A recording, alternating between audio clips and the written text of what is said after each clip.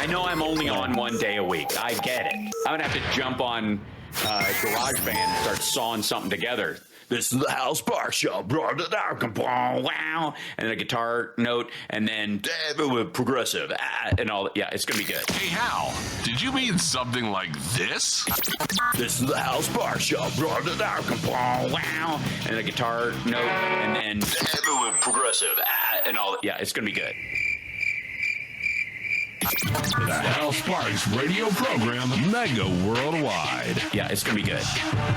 So, a couple of weeks ago, when the wailing and gnashing of the teeth was at its zenith, especially about gerrymandering, I tweeted out an article about how people like election observers and organizations that concern themselves with this kind, with political gerrymandering in particular, had come to the determination that after all the Republican attempts that have gone through, that the changes in districts were either going to be a wash, meaning 1 for 1, effectively equal, creating a blue district, wherever they eliminated a red and vice versa, or the Democrats were actually going to come out ahead a little because of demographic shift. And as much as they'll try to tamp down that idea, the idea used to be, and this is, happened for a long time, and it's what gave us the Congressional Black Caucus in a lot of ways, is that southern states in particular, and some administrations in Ohio and places like that where they were trying to narrow it for Reagan and that kind of thing, would create these really funky looking districts where all the black people lived. And they would vote for one black candidate. And then the other 3 would vote for white candidates because even though they shared neighborhoods with those, that was the only person running.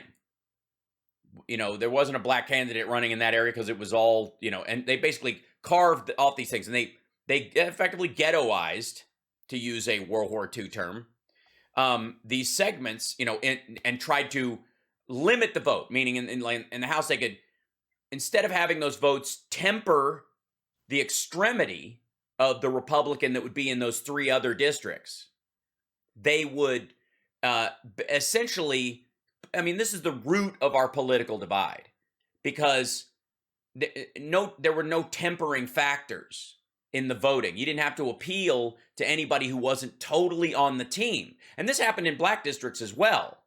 And so they ran into corruption issues, and they ran into spiking, like familial control of certain areas and that kind of stuff. It's, that was as much a problem there too, because people are people. Because it effectively just isolated all these things into these one, now, because of where populations live and that kind of stuff, and in the redrafting, what they did was went back to cutting. They thought, oh, here's a better idea. Now we'll take that. We always have to deal with that one black congressperson amongst our 3, making our 3 guys who are jerks look bad. So how about we divide up her district and amongst our 3 and just absorb those into these other districts and have another watered down district. And then the black vote will be tempered in these 3 areas. Well, that's not how humans live. And a lot of these districts, even when they are consistently Republican controlled, are still mostly 60-40. And when you do that, and you bring all the black people that were separated into their own district back into this district as voters, who gets run in those districts? Because remember, you'll recall, thank you, Clyburn, it was largely black voters in certain districts that put Biden over the top in the primaries. And then, of course, in sections, they were the biggest boosters in the Carolinas and in Georgia especially. And those folks care about who's running, and they're not necessarily, ironically enough, according to, if you watch any, Ben Shapiro or any of the right-wing vlogosphere, they're not extremists. They're fairly moderate in their voting. They're sensible, tempered voters with a sense of history and a recognition that struggle often takes a long time, and you don't give any ground, but you keep moving forward. They're, these kind of voters give some they anchor the vote in a and bring it down to earth in a very sensible way in a lot of these districts. They don't overreach. They don't go, punching stars because they can't, they don't count on it. And so when you take those voters and you move them to a relatively safe red district, which was 60-40, you now temper who can even run and who the Republican they can run in that area to win over some of those voters, because they're gonna need them, because it's not this for sure block that they used to count on. So they have inverted their strategy and effectively upended themselves, because they did it at the exact same time they're running the Marjorie Taylor Greens of the world.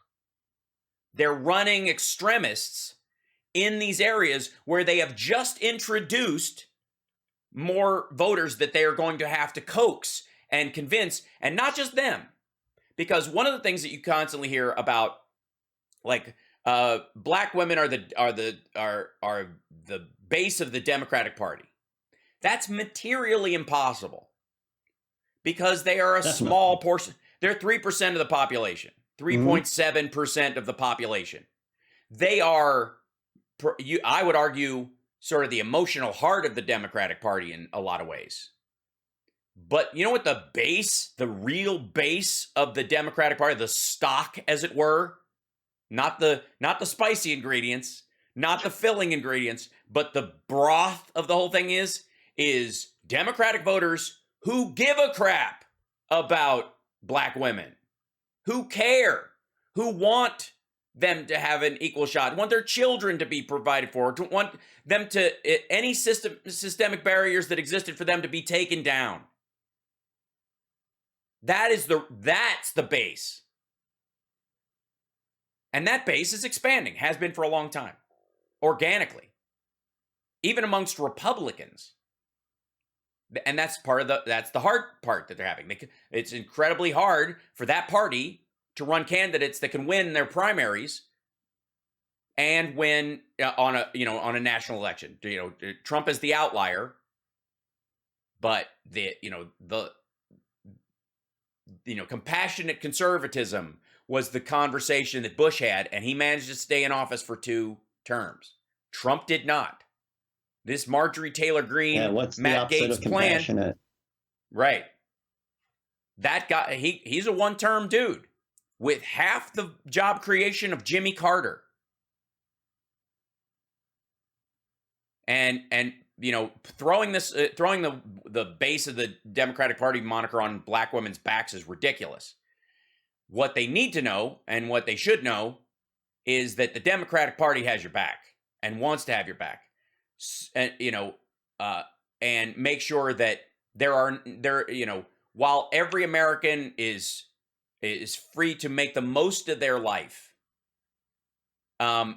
we recognize that historically you've been stiff-armed, and we're going to work to eliminate that, and hopefully make up for some of it if you can.